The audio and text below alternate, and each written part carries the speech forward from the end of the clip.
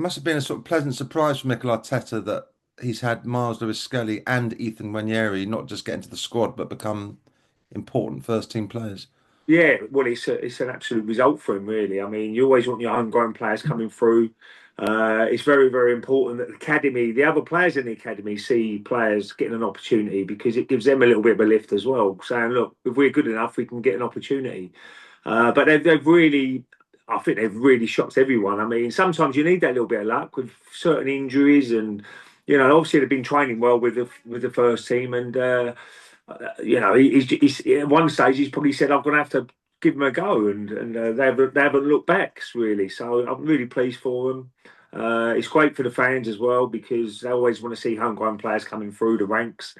And he's good. Look, it's early in their careers. It's a big, long, hard um, route in front of them to be top stars of football going forward.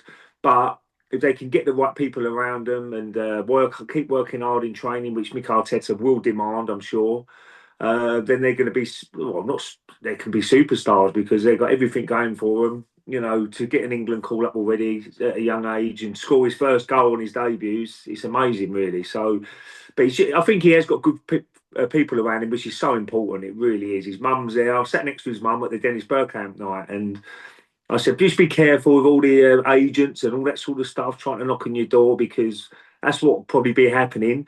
And she said, right, I've done all my qualifications. I'm looking after him. So that is good. Keep it in the family. And I'm sure she understands what he's got to do and keep working hard.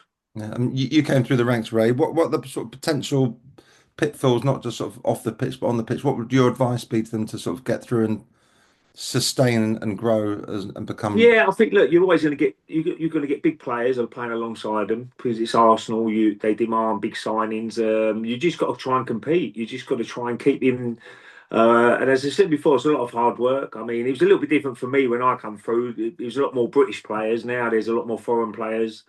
So it's harder probably to get to the first team as quick as they have because of the players and squad numbers they've got. But for me, it was just like I went probably to another level under Wenger. Wenger really took my game forward.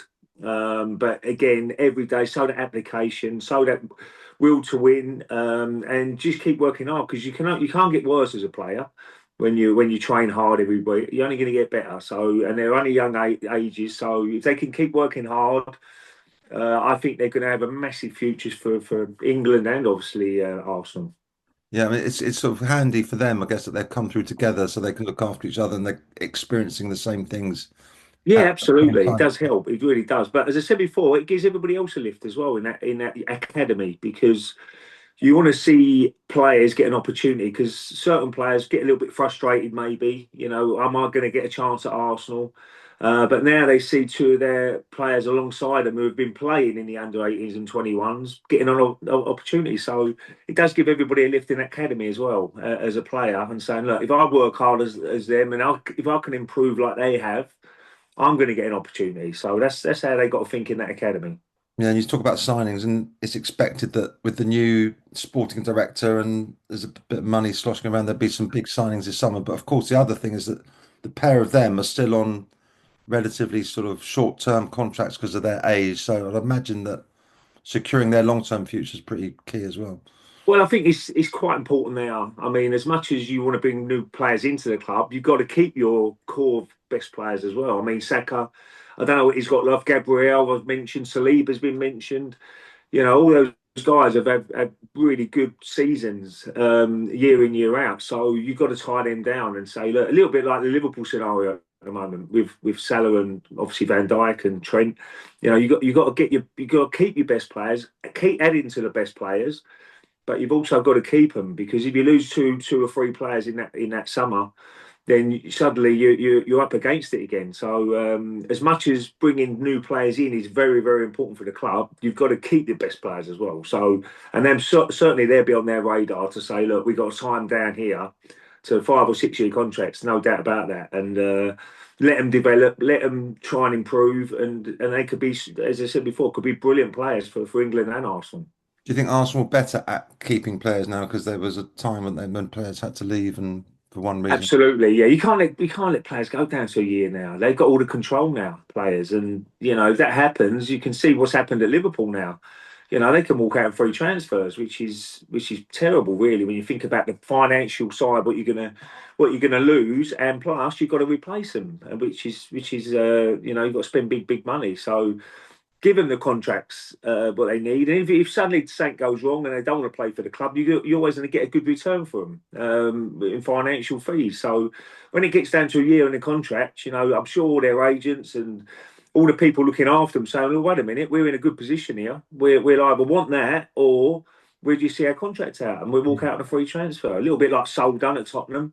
He was in a great position. He let it run down. Obviously, got good wages from Arsenal, and that's what you can do now. And so I think Arsenal much better. You had that period where Nasri and people like Van Persie, they were all leaving with a year left on their contract, and then you're really trying to sell them quickly before if they're not going to sign. So yeah, I think Arsenal got a better policy now, but they've got to.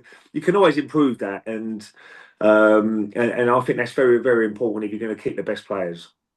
And just a quick gear change. They've also got something to look forward to. I know there's a couple of league games coming up to in the form of this massive Champions League quarter final against Real Madrid. How do you see that one panning out, Ray? Well, yeah, it's a mouth-watering one. I'm sure I've had quite a few people phone me for tickets, put it I that way. bet. I mean, especially the away game. There's only a certain amount of allocation away. I think everybody wants to go away, put a little holiday to Madrid. But look, it's a game. It's always going to be difficult. You're playing Real Madrid, who's got the pedigree to always get to finals and semi-finals, but the thing about Arsenal is they're the underdogs, so they can go out and look, it's going to be an open game, more of an open game, I should imagine, against Real Madrid, which maybe suits Arsenal because we've seen West Ham go to the Emirates and get everybody behind the ball, make it difficult, and at times they show lacked ideas out to break teams down. But with Real Madrid, they're going to have a real go at you, and maybe if you can hit them on the break, you could be goals in this over two legs. So I'm really looking forward to it. Again, you always say it's three finals now. They can somehow get their heads around this. This is the final. This quarterfinals, then obviously the semi-final, and you need a bit of luck along the way. Then who knows what can happen. And we've seen stranger things happen in football where favourites get beaten. And the players have just got to go out and give it their all and give it the best shot they've got. Hopefully, Saka, I don't know how far he's away from being back, but again, you're risking a player who's been out quite a while on a game. But if he's ready to go, he's going to be a massive difference because I think Odegaard plays better with him on that right hand side with a bit more balance. But yeah, I'm really looking forward to it. And I just hope they really have a go. Obviously, second leg's going to be difficult away from home, but if they can get a good win or a decent, even a win at home, it sets them up for the second game. But it's going to be a hell of a game. It's going to be a great game. I think there'll be loads of goals in it, if I'm being honest.